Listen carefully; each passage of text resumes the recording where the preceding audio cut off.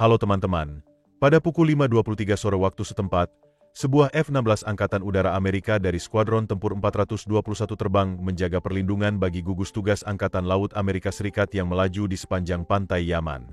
Sementara patroli ini tampak relatif tenang, segalanya akan berubah dalam hitungan detik. Tanpa sepengetahuan pilot F-16, baterai rudal Houthi dekat Hodeidah SA-6 telah mengunci pesawat tersebut dan melepaskan rudal dengan jarak efektif maksimum 2-3 km dan kecepatan mencapai 2,8 kali kecepatan suara. Pilot hanya memiliki beberapa detik untuk bereaksi. Untungnya, F-16 dilengkapi dengan berbagai sistem pencegahan elektronik yang mengubah rudal mematikan ini menjadi ancaman yang lebih dapat dikelola. Radar AN/APG-83 yang terpasang di hidung pesawat berfungsi sebagai garis pertahanan pertama terhadap serangan rudal Houthi. Setelah mendeteksi SA-6 pada jarak 42 km, pilot segera memulai manuver penyelaman curam, menurunkan pesawat dari ketinggian 9 km menjadi 4,5 km. Manuver ini dilakukan untuk menghindari pelacakan SA-6 yang dapat mengunci targetnya. SA-6 dikenal sebagai rudal semi-aktif, yang berarti radar darat Houthi harus menerangi target dengan energi yang cukup untuk menciptakan situasi pengendalian tembakan. Setelah menerima data pengendalian tembakan ini, SA-6 meluncur menuju target, dengan seekor internalnya aktif untuk mengunci F-16.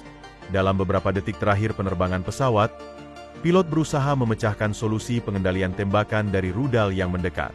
Namun, kemampuan radar SA-6 untuk memindai target dengan ukuran pesawat tempur yang memiliki penampang radar 5 meter persegi, hingga 470 km memungkinkannya untuk menemukan lebih banyak rudal yang meluncur ke arah F-16. Pilot melanjutkan manuver mengelak dengan hanya 18 detik untuk bereaksi terhadap rentetan serangan ini. Namun, belokan yang tidak menentu ini menjadi malapetaka bagi kemampuan radar dalam melacak target. Meskipun sistem dapat melacak hingga 20 target sekaligus, efektivitas radar dalam mendeteksi target pada sudut 60 derajat dari bidang pandang berkurang menjadi hanya 47% akibat semua manuver yang dilakukan pilot. Akibatnya, F-16 menjadi secara efektif buta terhadap beberapa rudal yang meluncur ke arahnya. Disinilah sistem berikutnya berperan. Pada setiap tiang di sayap, terdapat perangkat yang disebut sistem pengeluaran terpadu. Meskipun setiap sistem berbobot 19 kg dan mengurangi beban F-16 sebesar 3%, pengorbanan ini sangat berharga karena fungsinya yang kritis. Dilengkapi dengan 6 sensor ultraviolet Hensoldt A60V2, setiap sistem memberikan cakupan 360 derajat yang mampu mendeteksi peluncuran rudal pada jarak hingga 10 km.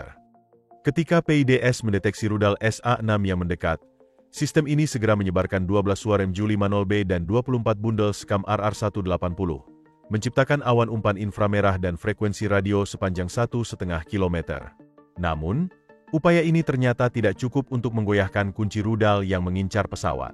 Dengan situasi yang semakin mendesak, pilot memiliki satu opsi terakhir, POD pengacau AN/ALQ-184 yang terletak di perut pesawat. POD pengacau yang terpasang pada F-16 mampu mengacaukan ancaman dalam rentang 2 hingga 20 GHz dengan menggunakan teknologi memori RF digital. Rentang ini cukup untuk melawan radar pengendali tembakan SA-6 yang beroperasi pada frekuensi 6 hingga 8 GHz. Begitu pilot mengaktifkan POD tersebut, ia berhasil memutus sambungan antara rudal yang mendekat dan lokasi pengendali darat, mengurangi akurasi rudal hingga 70%. Akibatnya, rudal yang tersisa meluncur dalam lintasan balistik yang aman, tanpa membahayakan pesawat. Namun, meski menghadapi kekalahan ini, Houthi masih belum selesai. Hanya 44 menit kemudian, pada pukul 6.07 malam waktu setempat, sebuah pesawat tanpa awak MQ-9 Reaper Amerika Serikat dari lapangan udara Chablis di Djibouti sedang melakukan penerbangan pengintaian rutin sekitar 80 km di timur laut Hodeidah. Pesawat tanpa awak ini memantau konvoi pasukan Houthi yang sedang memperkuat posisi mereka di dekat kota. Frustrasi karena tidak dapat menembak jatuh F-16, para penembak Houthi berusaha mencoba peruntungan mereka lagi. Meskipun kemampuan mereka jauh di bawah F-16, sistem peringatan rudal Pandora pada Reaper mendeteksi peluncuran SA-6 lainnya dalam waktu 8 detik setelah deteksi. Pesawat Reaper segera menginstruksikan dispenser A-46 untuk meluncurkan tindakan balasan, menjaga ketinggian di atas 4 km untuk meminimalkan risiko. Sistem tindakan balasannya meluncurkan 8 suar dalam waktu 4 detik, menciptakan awan CAF seluas 300 kaki persegi untuk membingungkan rudal yang mendekat. Namun, sistem ini memiliki batasan dengan beban maksimum 60 suara MJ60 dan 120 bundel CAF RR10, cukup untuk 12 pertempuran per sorti. Begitu Reaper menghabiskan 75% dari inventaris ini, ia terpaksa membatalkan misi dan kembali ke pangkalan. Bagaimana operator menentukan penggunaan tindakan pencegahan ini? Mereka mengandalkan penerima peringatan radar ALR69 yang dapat memantau frekuensi dari 0,5 hingga 20 GHz. Ini memungkinkannya mendeteksi emisi radar SA6 hingga 200 km dengan akurasi 1 derajat. Dengan sistem ini aktif, Reaper mampu merespons peluncuran rudal Houthi dalam waktu 2 detik, memungkinkan operator untuk menyebarkan tindakan pencegahan secara tepat waktu dan menghindari serangan langsung. Namun, Reaper tidak berhasil melakukannya tanpa mengalami cedera. Setelah mendarat kembali di pangkalan, pemelihara menemukan bahwa beberapa dari 12.000 pelet baja SA6 telah menusuk sayap kanannya. Untungnya, drone tersebut masih dapat terbang kembali segera setelah itu. Meskipun peluncuran rudal ini mungkin tampak rutin, kenyataannya sangat berbeda. Serangan ini menandai pertama kalinya Houthi menembaki pesawat milik Amerika Serikat dalam konflik ini. Tindakan provokatif ini telah menciptakan preseden baru dalam situasi yang semakin tegang. Begitu serangan ini terjadi, baik Komando Pusat Amerika maupun Gedung Putih terkejut oleh keberanian serangan siang hari terhadap pasukan Amerika Serikat. Presiden Trump segera memutuskan bahwa tanggapan yang menghancurkan diperlukan. Dalam waktu 8 jam setelah serangan, kapal perusak rudal berpemandu USS Spruance menerima perintah untuk mendekat ke pantai Yaman. Setelah tiba di posisi yang ditentukan, kru kapal menerima perintah peluncuran terenkripsi dari Komando Pusat untuk melakukan serangan. Meskipun biasanya rudal Tomahawk digunakan dalam situasi seperti ini, Angkatan Laut memilih pendekatan yang lebih kreatif. Setiap kapal perusak DDG membawa muatan campuran yang terdiri dari rudal Tomahawk, roket anti kapal selam SM-2, ESSM, dan rudal SM-6. Kapal-kapal yang mampu BMD juga dilengkapi dengan SM-3. Alasan dibalik pemilihan campuran rudal ini adalah untuk memungkinkan kapal permukaan melakukan serangan ofensif dan defensif terhadap berbagai ancaman. Pemilihan SM-6, khususnya, sangat menarik karena mengirimkan pesan yang jelas. SM-6 merupakan salah satu rudal pertahanan udara paling canggih yang dimiliki Angkatan Laut, dan biasanya disimpan untuk menghadapi ancaman paling berbahaya. Dengan kemampuan untuk mengirimkan hulu ledak seberat 1.500 kg dengan kecepatan 3,5 kali kecepatan suara, rudal ini tidak hanya dirancang untuk pertahanan udara. Dalam beberapa tahun terakhir, Angkatan Laut juga telah mengadaptasinya sebagai senjata untuk serangan darat. Meskipun rudal Tomahawk memiliki jangkauan yang lebih jauh, sekitar 2.414 km, SM-6 menawarkan kecepatan yang jauh lebih tinggi, membuatnya lebih sulit untuk ditembak jatuh dan menjadi penghenti penting dalam kesenjangan hingga rudal serang Angkatan Laut sepenuhnya online. Oleh karena itu, Angkatan Laut telah memodifikasi SM-6 untuk beroperasi dalam mode permukaan. Meskipun memiliki kemampuan ini selama bertahun-tahun, Angkatan Laut belum pernah secara terbuka menggunakan rudal ini dengan cara tersebut hingga saat ini. Pemilihan SM-6 untuk misi ini sangat strategis, mengingat target yang mereka buru sedang bergerak. Berdasarkan citra satelit, peluncur SA-6 dan radar IS-91 yang menyertainya masih berada di Hodeida. Namun, dengan peluncur yang memiliki kecepatan maksimum sekitar 54,72 km per jam, mereka bisa berada ratusan mil jauhnya saat perintah untuk menyerang datang. Ini berarti waktu sangat krusial, dan setiap detik berharga.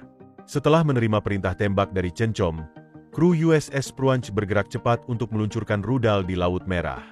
Pengawas tempur memiliki waktu kurang dari 30 menit untuk merencanakan rute dan menyetujui rencana penembakan. Rudal tidak hanya bisa terbang dalam garis lurus, yang akan sangat mudah untuk ditembak jatuh, melainkan kru harus mempersiapkan hingga lusinan titik jalan untuk membawa rudal ke waypoint pertama yang telah direncanakan. Setelah mencapai waypoint tersebut, kontrol misi rahasia mengambil alih dan mengarahkan rudal ke targetnya. Sekitar pukul 3.45 pagi waktu setempat, 2 SM-6 meluncur keluar dari sel vertikal, dengan hanya beberapa ratus mil lagi menuju sasaran. Dalam waktu sekitar 6 menit, SM-6 diperkirakan akan mencapai target mereka. Meskipun Houthi telah membangun jaringan pertahanan udara yang kuat, hal ini tidak menghalangi SM-6 yang meluncur dengan mudah sebelum menabrak peluncur SA-6. Setelah serangan, Pengumpulan sinyal dan intersepsi mengonfirmasi penghancuran lokasi tersebut, bersama dengan eliminasi 8 operator Houthi. Sementara tindakan Amerika Serikat dalam konflik ini jauh dari cukup, kenyataannya adalah bahwa Houthi telah berhasil menangkap antara 12 hingga 15 peluncur SA-6 dari pemerintah Yaman antara tahun 2014 dan 2015. Selama dekade terakhir, Iran telah memberikan dukungan signifikan kepada mereka, meningkatkan kemampuan radar dan memasang pelacak modern pada rudal mereka. Dengan demikian, Houthi kini memiliki persediaan persenjataan yang luas dan telah menunjukkan niat untuk menggunakan senjata tersebut terhadap pesawat Amerika Serikat. Setelah serangan balasan pada 20 Februari yang menargetkan peluncur individu, Angkatan Laut menyadari bahwa sudah saatnya memberikan pengingat permanen kepada Houthi mengenai konsekuensi dari menyerang pesawat Amerika Serikat. Pada pukul 6 malam waktu setempat, gelombang pertama dari 4 gelombang FA-18 lepas landas dari dek kapal induk Harry S. Truman. Pesawat-pesawat ini dipersenjatai dengan armada yang jauh lebih kuat dari biasanya. Misi serangan semacam ini biasanya akan memerlukan JDAM atau bunker booster seberat 907 kg. Namun, malam itu Angkatan Laut memutuskan untuk mengadopsi pendekatan yang lebih agresif. FA-18 yang lepas landas dipersenjatai dengan AGM-154, sebuah senjata udara ke permukaan jarak jauh yang mampu menjangkau antara 117 hingga 130 km. Dengan hulu ledak yang membawa 145 bom atau 87 kg bahan peledak, AGM-154 menjadi pilihan yang sangat efektif untuk misi ini. Jika diluncurkan dari ketinggian yang tinggi, hulu ledak ini membawa 145 bom atau setara dengan 87 kg bahan peledak. Senjata berpemandu GPS ini secara resmi diizinkan untuk digunakan di wilayah tersebut. Dan itulah yang terjadi malam itu antara pukul 18 dan pukul 23.30. Gelombang demi gelombang pesawat F-18 melancarkan serangan terhadap bunker penyimpanan dekat sana sebagai tambahan. Kapal perusak rudal berpemandu USS Gravely menembakkan 6 rudal Tomahawk ke puing-puing yang terbakar. Setelah serangan selesai, secara keseluruhan, Amerika Serikat berhasil menghancurkan 14 rudal balistik KRM-2, 3 peluncur SA-6, dan 23 berbagai jenis rudal jelajah anti kapal lainnya. Meskipun serangan ini menghentikan aktivitas Houthi untuk sekitar 6 minggu, ini menjadi pengingat yang jelas bahwa kelompok tersebut tidak seharusnya mengganggu kekuatan Angkatan Laut Amerika Serikat. Terima kasih telah menonton dan sampai jumpa.